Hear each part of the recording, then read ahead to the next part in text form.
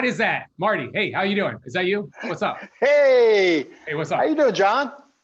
I'm doing pretty good. I've had a long day, but Good for you. it's been a good day. It's gotten cold here. It went down from like 70 degrees down to like 40 degrees in like 30 seconds or something like that. Well, Nebraska weather. that's what happens in the Midwest this time of year.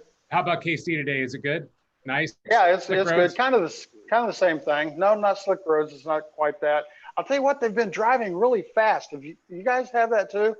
Since about No. March, I Yeah, was out on the road quite a bit today, Yeah. and there were 4 different people that passed me, and I don't drive slow. And I just think, Marty, you might be getting a little bit older. You know, the world. No. I quantified And I am too. I am too. Speedometer. No, maybe I know that's what you're doing. You're looking at the speedometer. You're like speed, right? Now these guys pass me like I'm looking in my mirror for the cop that's got to be chasing them. And I saw 4 of them today like that. Must be something going on. Well, you know what? Today we got to give away another roast analyzer, like special visions. So I am absolutely jazzed about that. Hopefully Dietrich from above can just kind of help us with an algorithm real quick. Happy to help that up. I'll prep it up while we're doing the show. We'll try to do it at the end of the show. Try to do it at the end of the show. So. Okay, I think that our algorithm is so difficult that we're going to have to go ahead and do that at the end of the show. So you're going to have to watch this episode with us today because we got Tracy Allen for a short bit today. This is going to be kind of a quicker episode because I think the challenge that I have is pretty easy for Marty. Tracy's a busy guy. We got to get him in, get him The out. equipment's pretty easy, and Tracy's got to go. He's a mover. He's a shaker. Okay. And we've had a long day. So, and it's cold out. So let's get this show going on. Oh, by the way, Tracy Allen's with us today. This is the guy right here. Look at that guy. Look at him. You're going to see him live here in just a couple minutes. All right. But we're going to bring him back right after this. Troubleshooting with Marty. Marty, I'm going to keep this straight and simple and kind of quick today. We're going to be talking about this. Remember this? I came down there. You had a mask on. So this is like, during COVID days. Back in the day, we both had masks on. I do remember that big old fat belly there. Oh, is that gone? You still got it? No, that belly is still there. It's still there. You're still growing it. Still fostering that belly. Oh yeah. All right. Yeah, okay. Absolutely. I'm fostering my COVID belly too. It's not. I don't have COVID, but I've got a belly because of the situation that we're in, and it's not going anywhere. But anyway, so that's not what we're supposed to be looking at. We're supposed to be looking at the tool and that heat element that we just extracted. Yeah, that heating element's still good, right? No. How do you know if it's good or not? Okay, so this is a different espresso machine. Do you know what espresso machine this is? Well, that's a now there's 1,000 guys out there going, oh yeah, that's what that is. That is a. I'll tell you, there's about 1,000. Simonelli. No, it's close, but it's let's just say that there's a lot of them out there right now, and you probably will see them sooner or later. But anyway, yeah. Okay. Yeah. Well, it's got a heating element. I was trying to jack with you.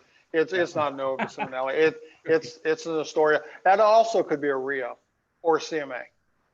Okay, and so this is Coffee Tech Talk Unplugged. I wanted to say unplugged because unplug this when you do this next thing, right? Absolutely. Don't put your fingers on this thing. Here's what I say. This is not the way to test it. This would be good advice for everybody. I always say, I like me. And if you like you, unplug it. And if yeah, okay, I was trying to play words on that. Like if you like me and I want to be like me, that you just don't touch it because you want to live or something, right? Yeah. Okay, so like on the bottom there, we've got these poles, right, left and right. On the top, that's what is that? The relay. You can't see me pointing at it, but yeah, that's not a relay. That's a safety switch. What that does is that senses a boiler's temperature, and if it gets beyond its normal operating temperature, it kills all power to that heat element. Okay, then the heating element on the bottom, we have 1, 2, 3, 4, 6 poles. On that one, I mean, it can be 2 poles, it could be 4 poles, it could be 6 poles. A lot of different configurations. And so you get one of these, right? That's a great tool. $25 off of Amazon. Yeah. Yeah. And I think I have it set right on to what I was trying to figure out is like, what do I check and how do I do that with it being unplugged? What am I checking for? Well, if you're going to be unplugged, your friend on that meter, and this is kind of like owning a piano. Unless you learn how to play the piano is just a piece of furniture. Same way with this. This is just a fancy tool to have in your tool bag if you don't know how to use it. So I always recommend get one of these, but then spend some time in studying what's going on with it. But we're going to be testing for what's called continuity, and that is the measurement of that is in ohms. So right there where you've got the dial right there is the ohm setting. What it's doing is it's sending a small voltage between the two leads so that it knows how much continuity you might have or might not have between those two leads. And so I kind of went ahead and I did that, and I have it set on the one of those three selections within that area. So which one am I on now? Now we could spend an hour on this. You're on actually your ohms, and it auto selected or you pre-selected, one of the two, a pretty low setting, probably 0 to 200, 0 ohms being dead short. So there's good continuity. So what that's telling you is 17.6 ohms. Yeah, and then 17.5 here. And this one's on auto, but the last one I actually selected the one that looks like it's like a little speaker, like a voice. Sure. And all that is doing is like it's giving you a buzz, like a sound, like for the continuity, right? And then 17 ohms. Is that sound about right for a? It does. We'd have to do the math, and it'd take quite a little while to do that. But a heat element that's going to eat up a lot of power, that means it's got a lot of current, which means it has a lot of continuity. I just got a message that interrupted my brain thought process there. It's going to be on a heat element like that. It's going to be fairly low. It's going to be 10 to probably not over 30 ohms. Okay. The manufacturer specs would give you what that is. And we could get in, and we should do that one of these nights, get into Ohm's law so that we can tell you what, if you're sending 120 volts to that at those ohms, what's your amperage draw? We could figure that. If you're sending it 220 with those ohms, it's going to be a different amperage draw, but we could calculate that. So that is a useful tool. Does this tool also help you with your thought continuity? Like if you put one on one side of your brain and the one on the other, will it show how good of a thought process? We got to move to Tracy if you're going there. I'm stretching it. Okay, but exactly right. We're gonna do some continuity tests with Tracy later. So what machine is this? All right. All right. We're gonna have to make this one quick. Well, of course, it's pretty small on my screen here. Oh. Dang, I want to move it up and down and all around. I'll tell you this. So far you got me. Okay, we'll move on to the next one. You see that? Belt drive. I see a belt drive. Isn't that kind of interesting? A belt drive. A belt drive. And it's used for espresso. And it may or may not be made in the United States. I had to leave the country for this. Okay, if I was like, I gotta get you something that you don't know anything about, or maybe you do. You had to leave the U.S. for that. So that's going to be a grinder of some sort, John. I had to go across the pond to get this one. Yeah, we're into the grinder world here. Yeah. On the C390 700, I don't know. I'm just going to throw out, is that a little Anfim of some sort? No, I've never seen this thing before. And I was just like, I bet you Marty has it either. But maybe Tracy has. I don't know. Like we'll see how this goes. That's a good segue because Tracy, a lot of his expertise is around the world. So have you seen the slingshot? Have you ever seen this brand? No. I have no idea what it is or how well it performs, but I thought, well, it looked kind of neat. We need to get some people calling in, writing in, zooming in. Give us some info on this. It's early there. What time is it in Europe, in England right now? Yeah, 7 hours ahead, right? It's sexy. That's good looking little grinder. Hey. Well, hey, here's Tracy. We're back. Hey, and by the way, Tracy Allen is from Brewed Behavior and located in Kansas City. I think, is that where you are right now? I am. Yeah. All right. And we've known each other for some time, right? Long time. Yeah. And also, I guess you and Marty have known each other for a bit too, right? Even longer. Isn't it crazy? Tracy and I we didn't help organize, but hey, we were a pretty integral part. It couldn't have happened without us. The very first U.S. SCAA sanctioned coffee, barista competition right here in Kansas City. The first officially recognized. Very first one. Yeah. What year was that? Was that 2003? Man. Yeah. Early 2000. Yeah. Early 2000, whichever one was the first one. They had several regions, that year, but they launched in Kansas City. And I think also Tracy I think it was 2009, my first Cup of Excellence. You were there. I don't know how you got there. You were like doing all of them. And then like a couple of years later, I found myself in Ethiopia, and somehow I fit onto the bus and was able to kind of tag along and go on this cupping caravan where I met a lot of really cool people. And that was just one of the highlights of my life. Yeah, even though I kind of got a little sick and well, everyone does. But the mission of that trip was to let coffee farmers taste their own coffee for the first time ever. So we had those voltage inverters on the vans. Yep. And we drove through Ethiopia with those little roasters, and we roasted the coffee, and we did cuppings for the farmers, and they would taste their coffee the first time. It was such an amazing trip. That's one thing that kind of surprised me that I had learned, actually probably from you, Tracy, is that an awful lot of the coffee supplying origins, the actual farms, they send the good stuff out.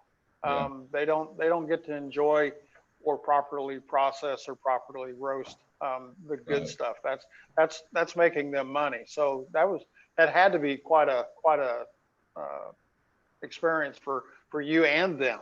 Some of the neatest of all the years I've been doing this, some of the neatest photos I get into that particular album, and it's such a cool trip. Yeah, that was a great trip, John. And then I think Cup of Excellence was in Honduras, probably, who's just really got beat up by a horrible hurricane here the last couple of days, and we've been in direct contact with them to get some people fed and get some supplies down there.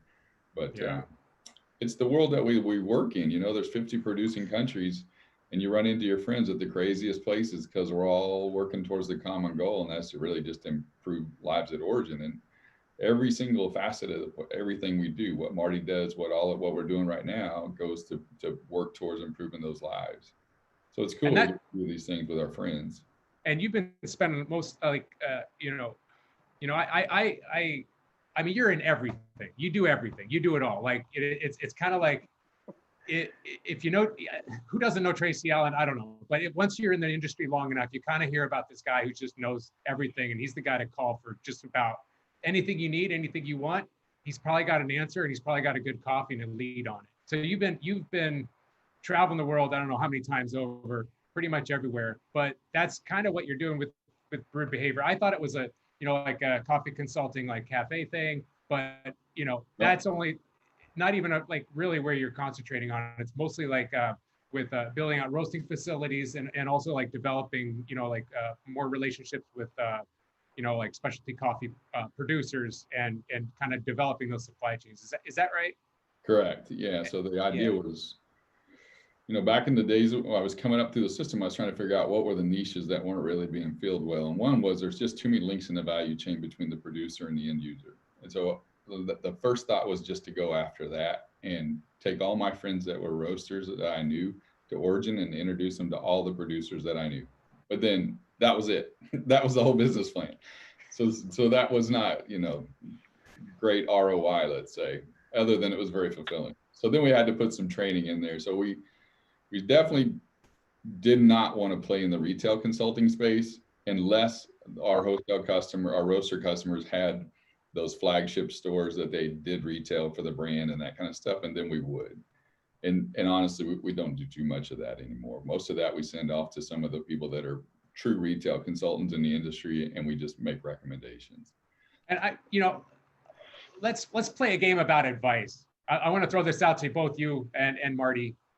Let's play a game about advice. It's called Heed and Seek, right? I was trying to make a play on words here, yeah. But like seeking advice and then also heeding advice, and the difference between those two, and how often you come across this situation, and this is all very. I want to keep this obviously, like I'm gonna keep it positive, and this is one of those difficult and those challenges that Marty, you face all the time, and Tracy, you probably face this all the time, and so do I.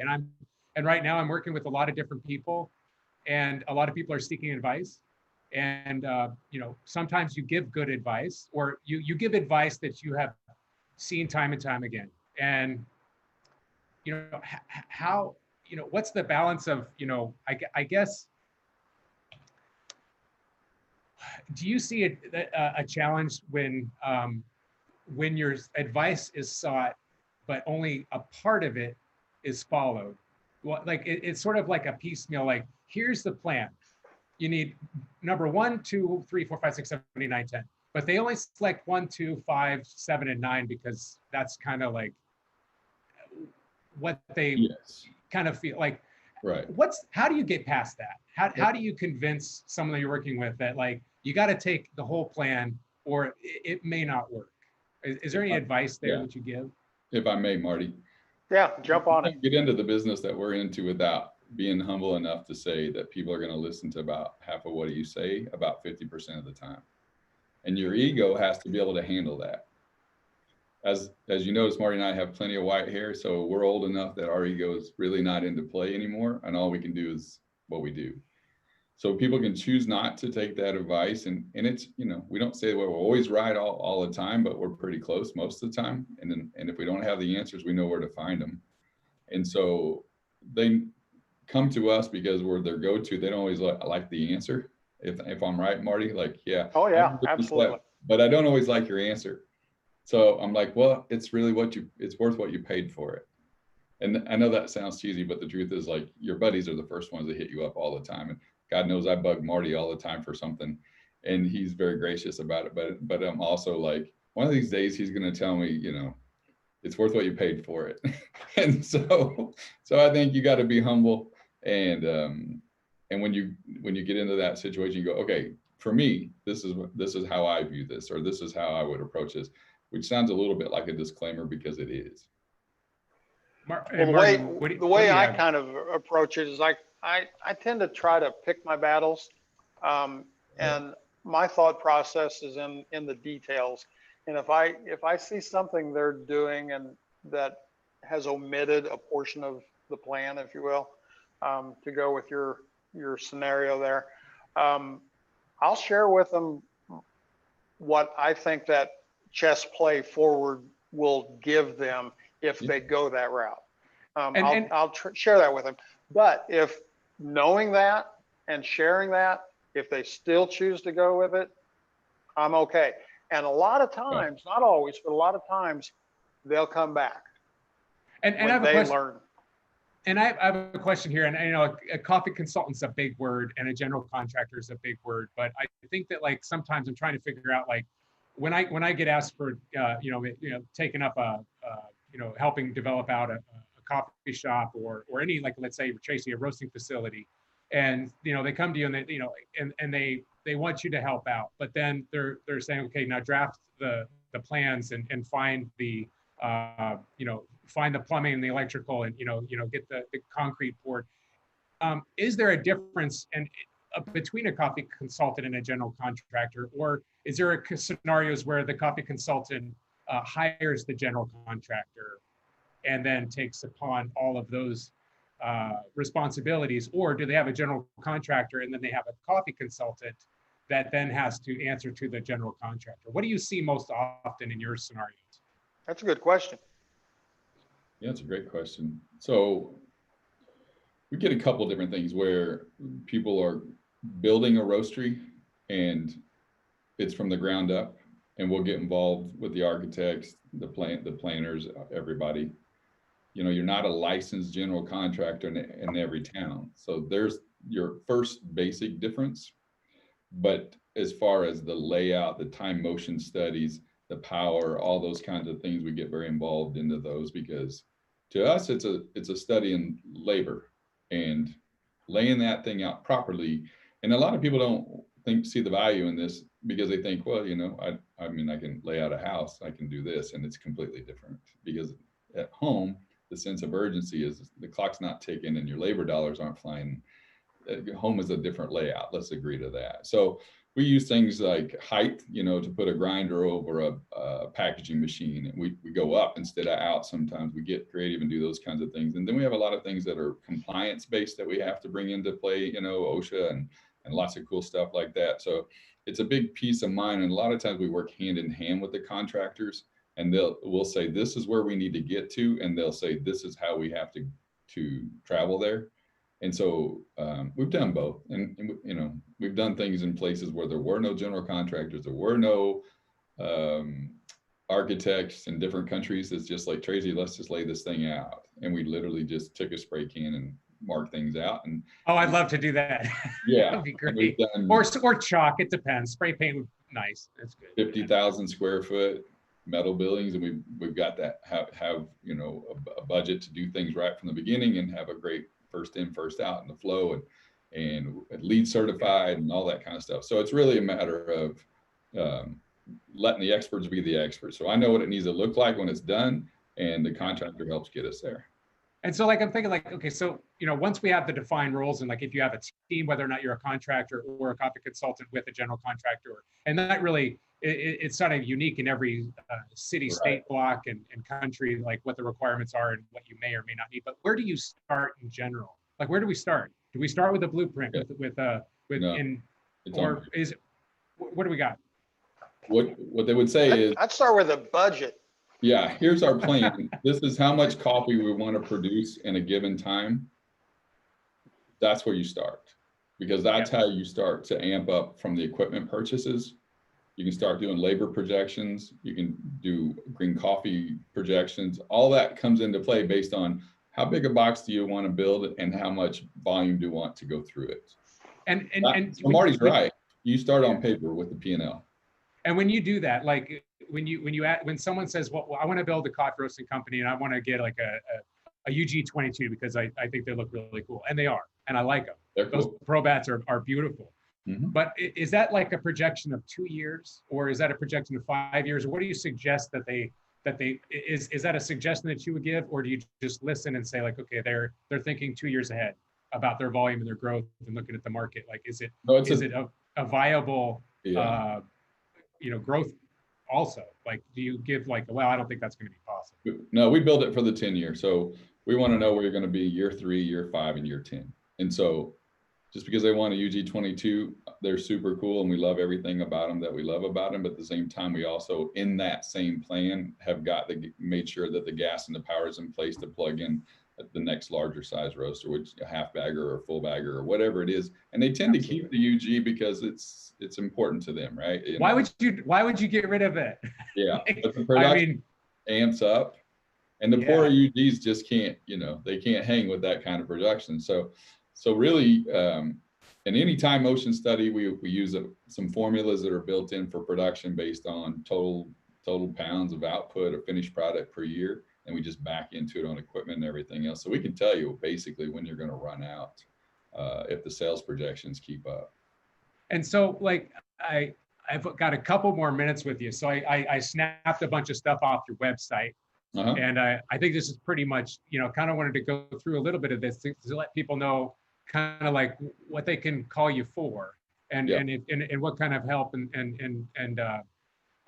involvement that you can provide. And I thought this was kind of a great way, a nice layout, saying working with concept and corporate structure, it seems like a good place to start. And then is this kind of in a timeline, in a way of this is where you start, and these are the other kind of paths that you're on.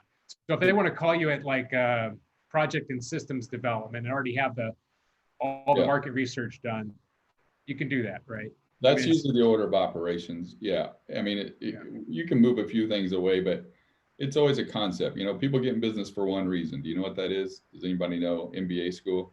Is it not money? It's to make a profit. That's okay, right. Good.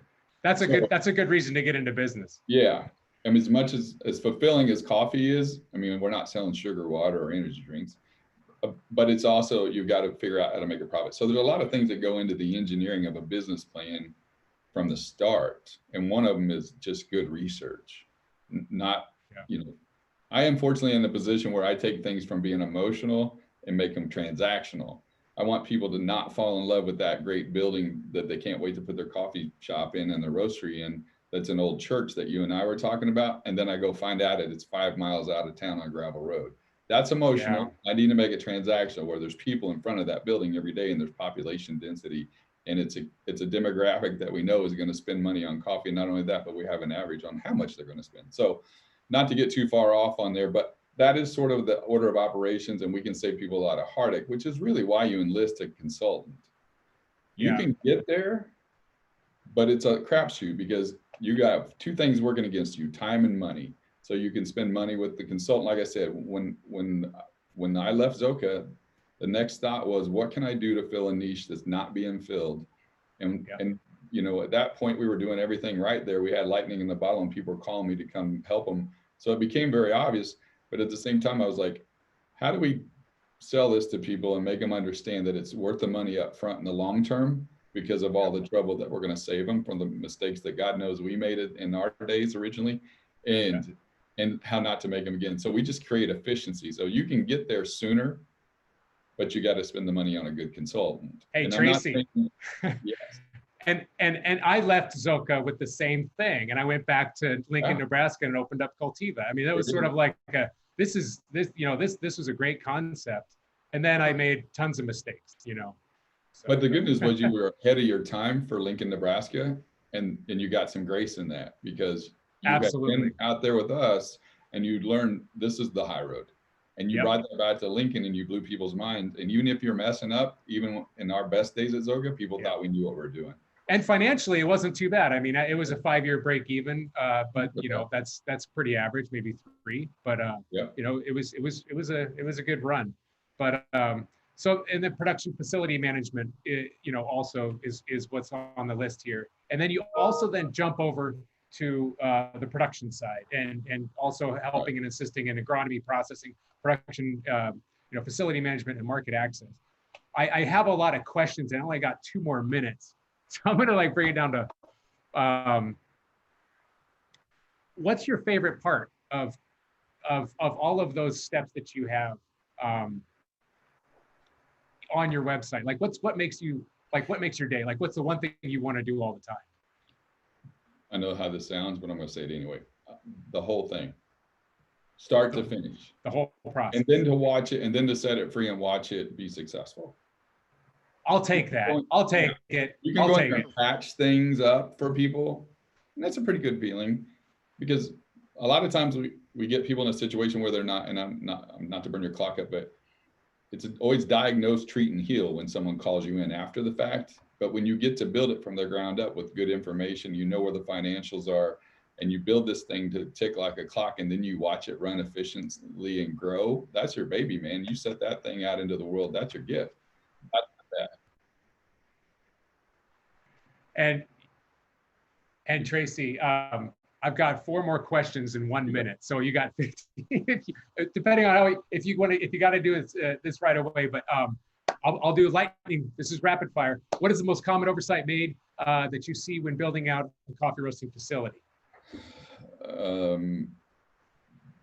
They don't think, I mean, not enough forward thinking about things like gas and electric and the things that aren't sexy. We'll take it. Okay. How do you define expectations in business relationships? Tell them like, okay, I can't do that. Enough's enough. This is where I'm at. Like, how do you tell them that? Is it through? I'm pretty straight up about, you know, when you engage in business with us, there's a big NDA in there. So it kind of puts the blinders on for each side of it. And they know that this is where we play, the space that we play in. We don't talk about other people's business. You know, I'm not going to tell you about other people's business, and they're not going to, and I'm not going to tell them about your business. That one sometimes is a bit of a challenge because they know people that we work with, so they want to ask about it. Oh yeah. Yeah. And then okay. On that, I've never known Tracy to sugarcoat anything. Straightforward. Just, it is what it is. Ask me what time it is. Here is what time it is. You know. So Tracy, what is your most frequently asked question? What's your favorite coffee? Oh yeah. Oh, how could I not think that? That was so obvious. Why didn't I put that down? Every day. Do you have any exclusive news you want to share? We're Anything moving. coming up? Yeah, we're moving. Where are you going? Where are you To the going? West Bottoms. Oh, I thought it would be like, like Los Angeles or like New York or Miami. I've already done Los Angeles. I think people are. I think the West Bottoms are even cooler than all that. Yeah. Anyway. I think people are going Yeah. to the place. Yeah. I think that. Well, I got first. Marty. Do you have any parting words for Tracy before he's got to go? Before we go? No. Actually, I just appreciate all he does, not just for us here in the Midwest, because he's a Midwest guy, but for the coffee industry. I mean, if you look at his coffee history, president of the SEAA for a while, huge involvement over the years, and continues to do that. Every voice counts, and Tracy definitely has a voice, has a valued opinion on a lot of topics from all aspects, not just the shallow stuff, but he can get into the C market, to origin, politics at origin. He's got some information that he can share and all that. So thank you, Tracy, for being an integral part of the industry. Yeah, I mean, you've changed my life. You've given me lots of direction and a lot of opportunities, and so it's always a pleasure to see you and to have you around. And I guess any way we can get in touch with you, or any other parting words that you have? Yeah, it's just go to the website brewedbehavior.com. But what I was going to say is, we're all blessed to be in this business, and we're only as good as what we share. And don't forget why we're in this business is to improve lives at origin, right? 100%. So the misinformation out there is where the real battle is. There's a lot of competition amongst roasters and retailers that doesn't need to happen. This has always been the bane of my existence. We're all preaching from the same book. It's the misinformation out there. The people that say they're doing the things that they're not doing, those are the ones you want to watch out for. And we're all buying coffee from the same container, from the same farm every once in a while. Who knows? And if we all just collaborated, we would be able to say, hey, let's share, a couple pallets of coffee on this container, and let's get it together. We always did. Yep. All right, you guys. I appreciate you. Have a good night. Take it easy. Thanks for being on, Tracy. Betcha. Take care. Bye. Marty, we've got some stuff to give away. Absolutely. Remember last week? We had like this crazy fun gadget. Can we give this away? Oh yeah, look at that. I don't know. Is it good still? It's got a pencil on it. Where did that come from? Oh, yeah, there you go. All right. Well, I'm on the show right now because we got the RNG, and since Tracy left, our cameras are a little different. But hello, everyone. Let's pull up the random number generator through Google and see who we're selecting as our winner today. You're going to do this? Okay. I'm happy to do this. So let's take it off your hands, John. Drum roll. And make sure that we may want to make sure. This right over here. Why don't you hey, John, someone needs to talk about what this is, kind of revisit the whole thing. Yeah, so basically what happened is last week we had Zach on. Or is it Zach, correct? Yep. He works with Espresso Vision. We have a little espresso coffee ground reader that kind of shows the color of your beans and what you're getting out of it to measure consistency. And as far as roast levels. Exactly. Roast level, exactly. And so what we asked is to comment on the previous episode and drop a comment there. And what we're going to do is we're going to compile, it looks like we had 10 total comments. And we're going to take those 10 comments right there. Boom. We're going to take those 10 comments, and I'll refresh anyway just to see if we had some more. I want to make sure that it's not family. If it's not family or friends or someone who's already won before, it's all right, here we go. Very important. Thatcher got in at the last second, too. So we got 11 here. So we'll jump this up to 11. We're going to roll this would you be three able times. Oh, go ahead. Would you be able to just send that the name in the chat just to make sure it's all legit? Sure. Let me look at it before we announce. Sure. Yeah, you betcha. All We're right. not cheating. I just want to make sure you know it's not Zachary's mother or my brother or my mother. Okay. I'm gonna roll this 3 times. All right. All right. We'll hit generate. All right. Oh wow, number 3 it finished on. Okay. So we are gonna be looking at. And we're going on to where are you looking at? Like on Instagram, or are you looking on YouTube? We will be looking at YouTube comments. Oh, the YouTube comment number what? Just from the most recent one. So the new, sort by new, and then out of 11, I believe Vince Rule is the one we drew here. Well, he'll be happy with that. Congrats to Vince Rule. We'll be sending you an Espresso Vision, and I'll let Marty and John kind of wrap up everything here, and we'll finish up our short episode. All right. Well, excellent.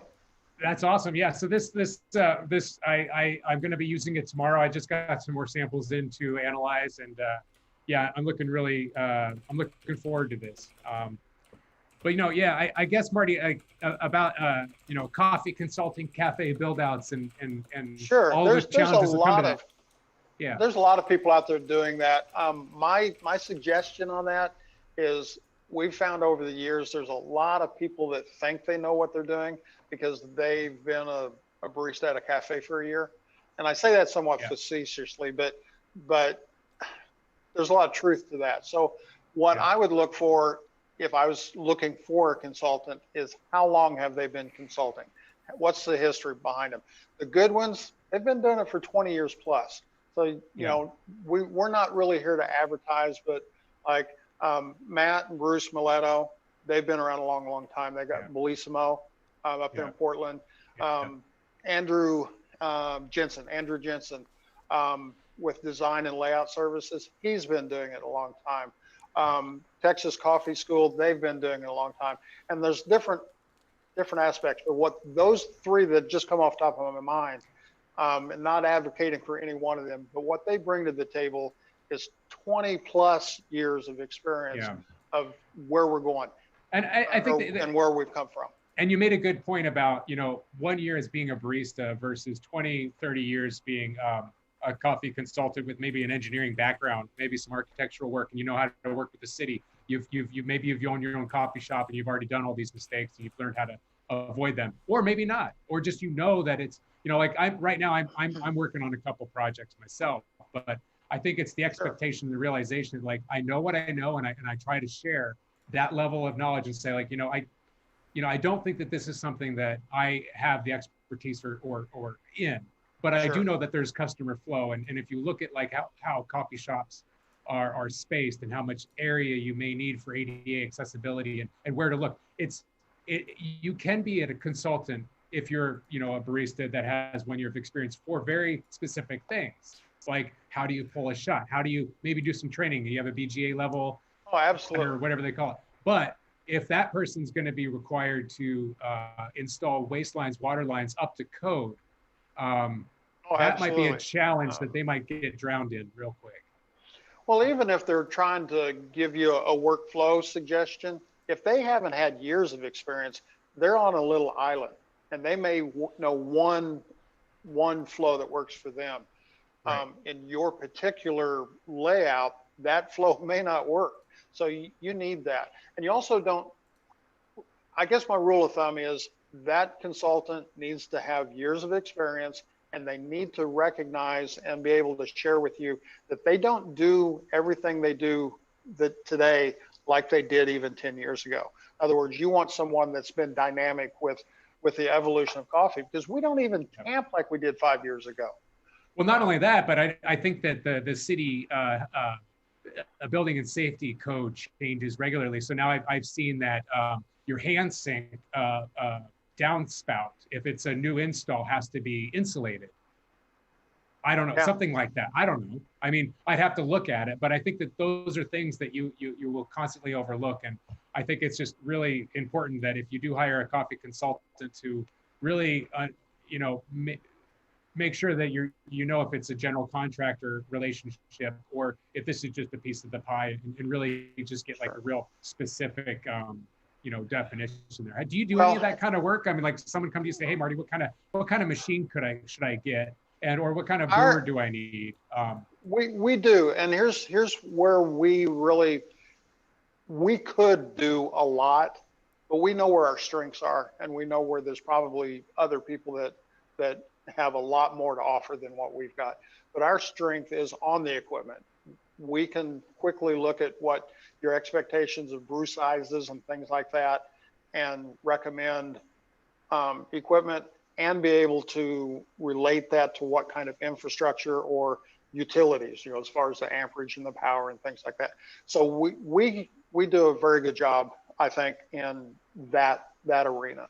As far what happens in the scenario where someone comes to you and wants to buy an espresso or a coffee brewer, a large one, and do you ask them a lot of questions like, well, this is maybe too big for you, or like, how do you ensure that they're making the right decision? And is that your responsibility as a reseller of equipment where, I mean, you don't know what coffee shop they have or how many people they're on the street. And maybe it's not your job or my job to make that inquisition of what kind of business they're doing. How do you get through that? And if they buy it and they'll like it. If they're asking of your opinion, now, if they just, if they're not sharing or that door's not open for that, you'll get a sense for it. But if you're into that discussion, which happens much more times than not, it's just really partnering with them and talking with them, not really questioning what they're doing or talking down like they may not know what they're doing. Just having that honest conversation with them, and then giving them your insight on what that looks like from your perspective. And a lot of times, you're absolutely right. A lot of times you'll give them some insight that they didn't think about. And so as long as it's delivered in a way that they feel like you're partnering with them rather than trying to I don't know, bumper them or guide them some direction. Or help too much, right? Like you might be coming off like, well, like a 3-gallon urn might be too big for a place that has 10 people a day. I mean, that's an exorbitant example, but that's something that happens, right? Right. It absolutely. We had not long ago a company that wanted to buy the biggest brewer that we could possibly get our hands on, and they actually felt that the Fetco 6-gallon per side was too small. And, I mean, you can brew once a day. I mean, I've been to convention centers, and that was their thought, that they would brew once, and be done. And sometimes I was thinking about this at a convention center, like we have a huge one downtown, and they have some pretty large brewers back there.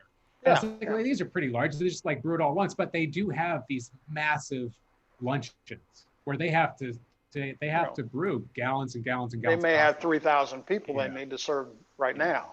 So I mean, and you never know, and maybe they do just want to brew once a day and let it sit for longer, but they haven't maybe taken the brewing courses about like fresh coffee every half hour, or as coffee sits, it might get a little stale or off flavors.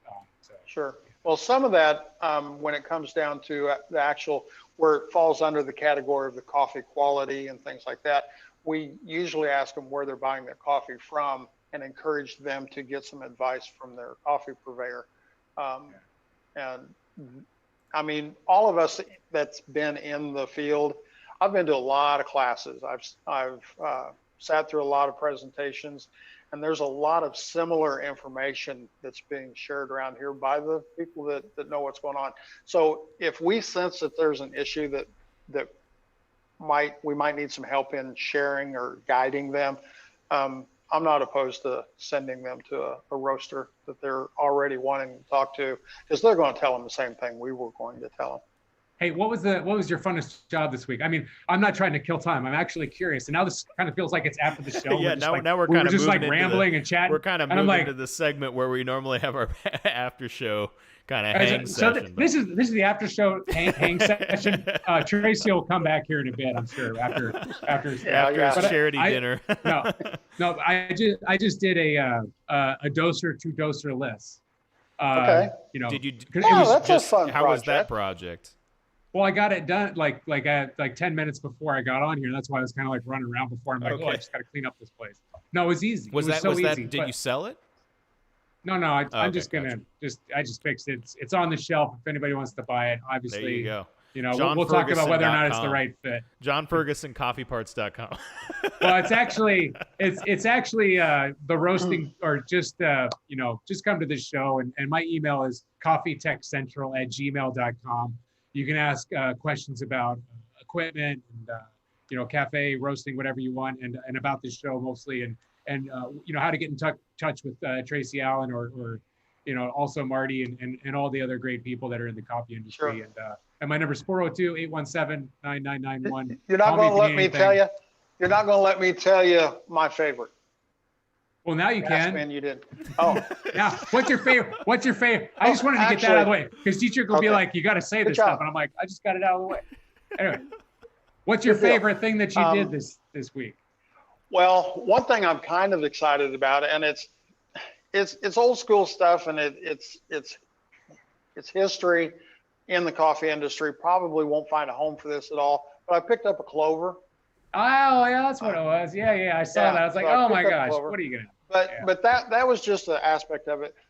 Most of my stuff this last week has been pretty straightforward, just rebuilding equipment and things, nothing too artistic. But the week prior, we actually took an old and we delivered it. It took a couple weeks to get it done, but an old Nova Simonelli Aurelia, powder coated the back panel blue, texture white sides, and I fabricated a gold plated, well, it's powder coat gold rail. Aurelias don't have rails, but a cup rail on it. That looks dope. I saw that photo. That looked dope. Yeah. I was like, I like that gold little touch on it. That looks nice.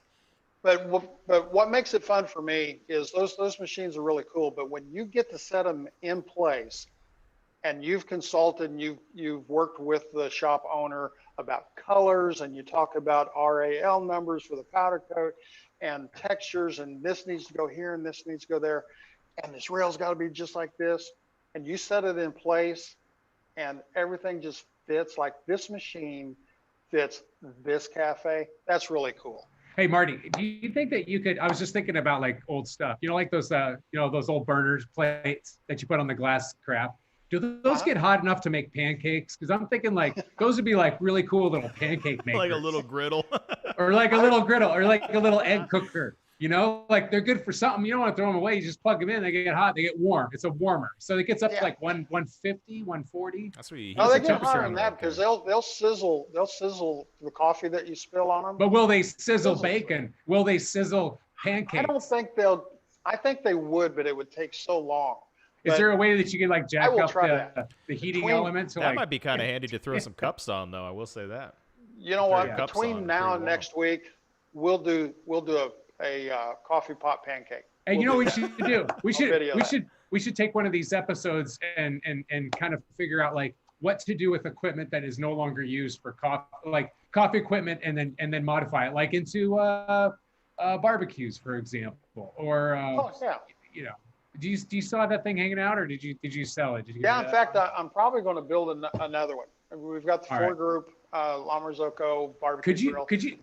You got to send me some photos of that for next week. I want to see that. I want to see that. Yeah. Let's do a show on that, like all the cool stuff that we can Frankenstein together with espresso and coffee equipment. Put that out right now. Everybody send one of us pictures of the cool stuff that's out there for the afterlife of coffee equipment. I think that's, and I was going to say it has to work, but I guess it doesn't really matter if you want to build like an art project. a lot of art, yeah. a lot of good art. Um, Well, hey guys, I'm good to go. I've got nothing else to do. no, it's great. I think we All right. we spent some time with Tracy. Yeah. You know, seriously, Tracy does quite a bit for the coffee Yeah. industry. There's a fast food line that is in the United States and elsewhere that if you drink their coffee, you can thank, and it's good coffee.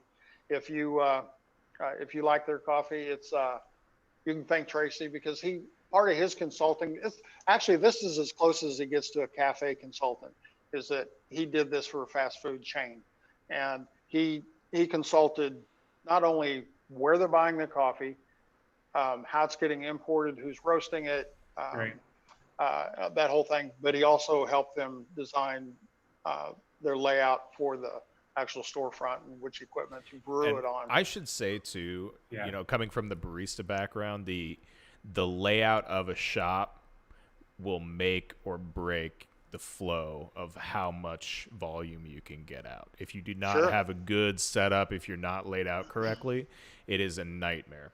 Yeah, you gotta have enough space. You gotta have enough space to do the barista dance. And just, you know, having certain things in the right positions too is so There's crucial. there's a fine balance between enough space too much and too much space. Oh yeah, I've done the too much build out with some You folks, wear yourself out and working I've in done the shop that's got too much space. And then also not enough space where it's like you have to consider people's body size and body shape, and then also like you know, physical challenges that some people may or may not have. That you know, so it is a tough challenge, and I think it takes a team and a lot of thought process to get through that. But there's also a safety aspect involved with it as well. You know, if you don't have enough space, there's going to be burns. A lot of burns. Yeah.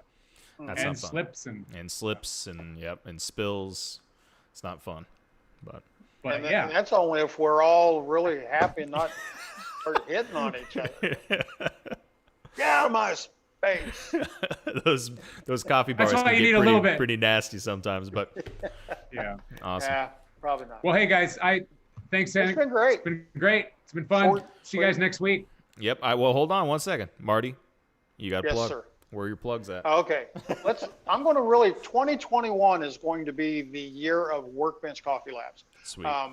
Our plans are to really, truly branch out and push the online classes, and we're working on those.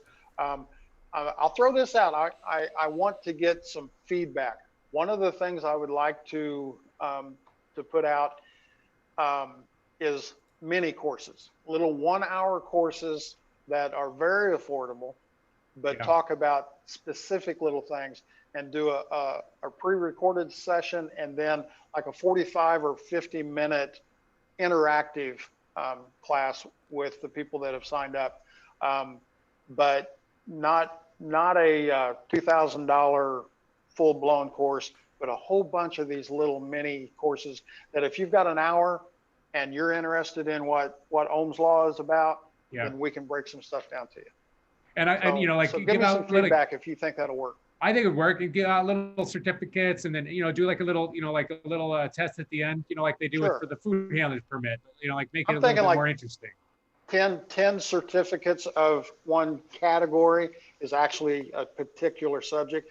I say Ohm's law. I think Ohm's law would be 4 segments. I think you'd have to take 4 segments between the volts. Kristen popped in and said affordability and accessibility. It's huge. Yeah. With those. And I'd love to do a class on like how to learn and understand roast color analysis with 3 different types of machines, and to understand calibration and also scale. Absolutely. But anyway, we'll do that. But anyway, Workbench Coffee Labs, workbenchcoffeelabs.com.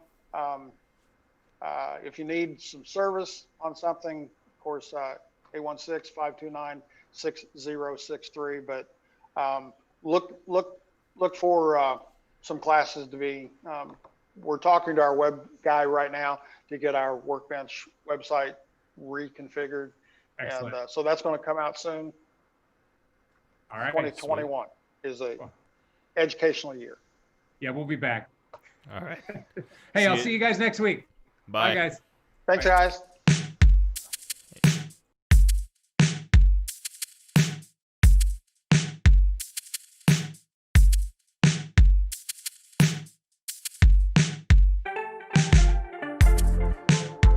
And thanks again for watching Coffee Tech Talk. If you guys enjoyed the show, don't forget to like and subscribe. It helps us out a lot. We're almost at 100 subscribers right now as of the live airing of this show, and hopefully we'll be past that mark by the start of the next show. Again, don't forget to subscribe, like, and join us for the next week where we'll have on another guest. And we also have a Facebook page that's relatively active as well, and you can look that up on Facebook and follow us on there to know who we're having on right away when we find out, and then you can prep up some questions